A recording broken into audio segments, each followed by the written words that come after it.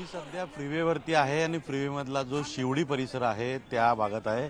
तर पाहिलं तर लांबच लांब गाड्यांच्या रांगा लागलेल्या आहेत। हे सगळे आंदोलक जे आहेत त्या आंदोलकांच्या गाड्या ज्यावेळी चेंबूरवरून पुढे आल्या तेव्हा फक्त त्या गाड्याच सोडल्या होत्या फ्रीवेला आणि नंतर पुढे जाम लागलेला आहे। म्हणजे पुढे ज्या गाड्या आहेत मुंबईमध्ये त्या आंदोलकांच्या गाड्या सोडल्या जात नाहीयेत आणि त्यामुळे संपूर्ण फ्रीवेवरती या सगळ्या आंदोलकांच्या गाड्या ज्या आहेत त्या थांबलेल्या आणि त्यामुळे यांना नेमकं कळून येत नाही की पुढे जायचंय का इथेच थांबायचं का इथूनच चालत जायचंय। आपल्यासोबत मराठा आंदोलक आपण त्यांना विचारूया। दादा तुम्ही कुठून आला? आम्ही हिंगोली। पुढे आता पूर्ण मुंबई जी आहे त्या ठिकाणी ट्रॅफिक जाम झालेलं आहे त्यामुळे गाड्या इथून पुढे जाऊ शकत नाही अशी परिस्थिती एकंदर दिसते। तर तुम्ही इथेच थांबणार का पुढे जाणार आहात? आम्ही पुढे जाणार चालत आणि हा जाम वाहनांमुळे झालेला नाही। हा जाम फडणवीस सरकारनं मराठा द्वेषाच्या उपद्व्यातून केलेला आहे, जाणून बुजून हा हे केलेला आहे। कारण महाराष्ट्र सरकार क्लिअर सांगते आम्ही महाराष्ट्राचे सरकार नाही, आम्ही महाराष्ट्राचे पालन करते नाही, आम्ही फक्त आणि फक्त ओबीसी समाजाचे पालन करते आहोत। आम्ही हा महाराष्ट्र सरकार महाराष्ट्रातली मराठा जनता ही का पाकिस्तानातून आलेली जनता आहे का?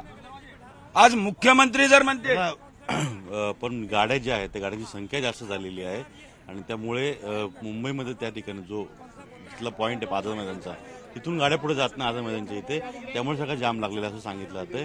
आता इथून कसं पुढे जाल? चालत जाणार। आम्ही चालत जाणार। जर इथं ट्रॅफिक झाली तर आम्ही चालत जाणार। आम्ही आरक्षण घेतल्या चालत जाणार। आम्ही घेणार नाही। गाड्या इथंच लावून जर ट्रॅफिकची व्यवस्था नाही झाली आमची तर आम्ही सकल मराठा बांधव इथनं चालत निघणार। मनोज जरांगे पाटील तुम आगे बढ़ो, हम तुम्हारे साथ हैं। एक मराठा। पूर्ण हा जो मागचा पट्टा जर पाहिला तर हा संपूर्ण शिवडीचा आहे। अटल सेतूचा एंट्री पॉइंट आहे मुंबईच्या दिशेनं पनवेलला जाणारा आणि तिथून कुठेही नजर टाकली लांबपर्यंत तर गाड्यांच्या रांगा लागलेल्या आहेत। अगदी गावातून महाराष्ट्राच्या कानाकोपऱ्यातून ही सगळी मराठा आंदोलक जे आलेले आहेत। पण आता पुढे मुंबईमध्ये एक सीमित आहे आणि मुंबईची एक मर्यादा आहे त्यामुळे त्या आझाद मैदान चौकामध्ये मोठ्या प्रमाणात वाहतूक कोंडी झालेली आहे। गाड्या फार पुढे सोडल्या जात नाहीयेत त्यामुळे ते आंदोलक जे आहेत ते पुढे चालत जाणार आहे सांगितलं। ते काय म्हणतो बीडवर कुठे पुढे कसं जाणार? धाराशिवून आलोय, उमरगा तालुका। आणि मनोजदादा जरांगे पाटील साहेब आवाहन केले की प्रत्येक मराठा बांधवांनी मुंबईत यावं की आपल्या हक्काची लढाई आणि आपल्या हक्काचं रक्षण आपण मिळवावं व सगळ्या बांधवांनी शांततेत आपल्या आंदोलन हाताळावं असं मनोजदादा जरांगे पाटील यांनी आवाहन केलंय। काय सांग? आम्ही साधारणतः 2 दिवसापासून प्रवास करतोय। आमची एकच जनभावना आहे, सर्व मराठ्यांचा आक्रोश शासनानं समजून घ्यावा। अशी अडवणूक करून काही साध्य होणार नाही। मराठी पायी देखील मैदानापर्यंत जातीलच, परंतु नेमकं मराठ्यांना इथले रस्ते आणि या गर्दीची तसेच वाहतुकीची परिस्थिती माहिती नसल्यामुळे पूर्ण परिस्थिती गोंधळात आहे। परंतु कुणीही कुठले अनुचित प्रकार न घडू देता मराठी शांततेत जातील आणि शांततेतच क्रांती करतील, आरक्षण घेतील तेही ओबीसी मधूनच आणि 50% आतूनच। दादा पण मुंबईमध्ये आझाद मैदान हा फ्रीवे जो आहे मुंबईमध्ये आपल्याला माहिती नेहमी वाहतूक कोंडी रोज असते सकाळ संध्याकाळ, कारण मोठ्या प्रमाणात लोक कामाला येतात। या परिस्थितीमध्ये आता ज्या गाड्या आपल्या गेलेल्या आहेत त्या परत मुंबईमध्ये आलेल्या लोकांच्या ज्या गाड्या आहेत त्या या सगळ्यामुळे मुंबईचा आझाद मैदान परिसर आहे किंवा सगळा फोर्ट परिसर आहे पूर्णपणे वाहतूक कोंडीने जाम झालाय त्यामुळे गाड्या पुढे सोडल्या जात नाहीत। याला आम्हाला मुंबई आमचीच आहे, आमच्याच भावंडांची आहे। आम्हाला मुंबईकरांना कुठलाही त्रास होऊ द्यायचा नाही। आमची स्पष्ट भूमिका आहे, आमचा कोणालाही त्रास होऊ न देता आम्हाला कोणालाही त्रास द्यायचा नाही किंवा आमच्या भावंडांना त्रास व्हावी आमची कुठलीच इच्छा नाही। परंतु हे सरकार जाणून बुजून मराठ्यांना अडवणूक करतंय, हा त्याचाच परिणाम आहे। अजून खूप सगळे बांधव जे आता इथून चालत जाणार आहेत आझाद मैदानाकडे, कारण का गाड्या ज्या आहेत त्या पुढे जाऊ शकत नाहीत आणि यामुळे हे सगळे मराठी बांधव जे आहेत ते आता पुढे आझाद मैदानाकडे चालत जातील असं त्यांनी स्पष्ट केलंय। नंतर ट्रॅफिकची व्यवस्था नंतर ड्रायव्हर लोक व्यवस्थित त्यांच्या ह्याच्यामध्ये उभा करतील गाडी। आम्ही चालू जाणार आहोत सगळे। आम्ही 450 किलोमीटरहून आला। जरांगे पाटील तुम आगे बढ़ो, हम तुम्हारे साथ हैं।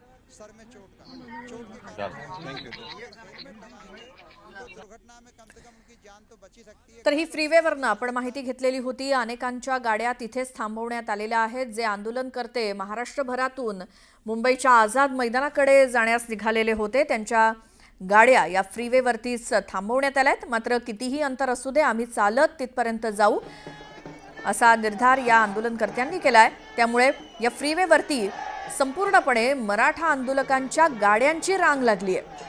आझाद मैदानामध्ये आंदोलक बसलेले आहेत वाट बघत. जरांगे पाटलांची सीएसएमटी परिसरामध्ये त्यांची गाडी पोहोचलेली आहे. पोलिसांचा बंदोबस्त मोठा आहे. जरांगे पाटील गाडीत झोपलेले आपण बघितले. 9ची वेळ होती खरं तर आंदोलनासाठीची. 9 वाजल्यापासून संध्याकाळी 6 वाजेपर्यंत. आता 9:11 झाली आहेत. मात्र अजूनही जरांगे पाटील आझाद मैदानामध्ये उपोषणासाठी उभारलेल्या स्टेजपर्यंत काही पोहोचलेले नाही आहेत. आंदोलकांना बऱ्याच अंतरावरनं 8 ते 10 किलोमीटरवरनं पायी जाण्याच्या सूचना पोलिसांनी दिल्या आहेत. कारण इतक्या मोठ्या प्रमाणात जर गाड्या सीएसएमटी परिसर आणि आझाद मैदान परिसरामध्ये नेल्या तर खूप मोठी अडचण होईल.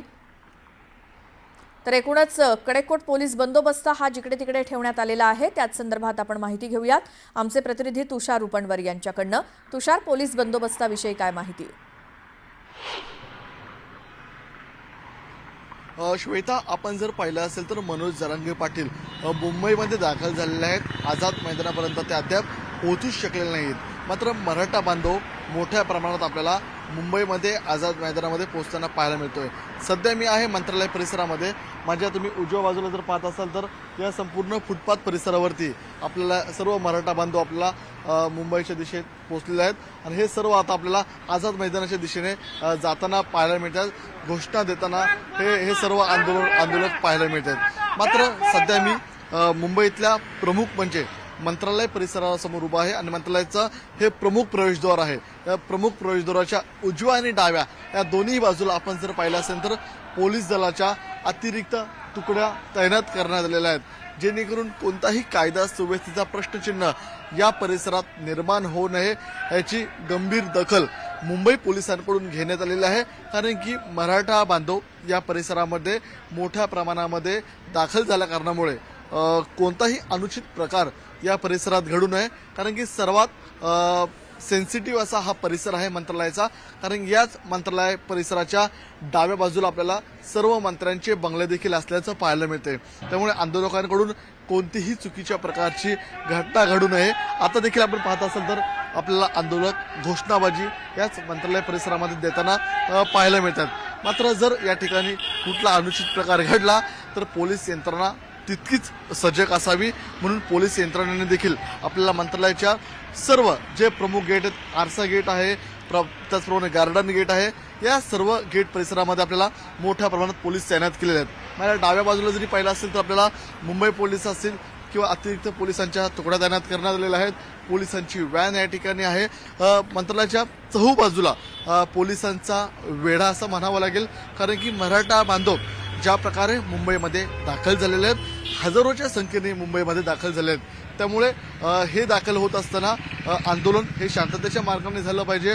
आंदोलनाला कुठेही चुकीचं गालबोट लागता कामा नये ह्याची संपूर्ण खबरदारी आपल्याला मुंबई आणि महाराष्ट्र पोलिसांनी घेतल्याचं पाहायला मिळतंय. Back to studio. बरोबर आहे तुषार, या माहितीसाठी धन्यवाद. आणि मंत्रालय परिसराला पूर्णपणे सुरक्षा देण्यात आलेली आहे. कारण आझाद मैदान, सीएसएमटी परिसर याच्या जवळच असलेलं मंत्रालय हा सगळा सेन्सिटिव्ह भाग आणि इथे कोणताही अनुचित प्रकार घडू नये यासाठी मंत्र्यांचे बंगले आणि मंत्रालय याला पोलीस बंदोबस्त कडक असा देण्यात आलाय. पुन्हा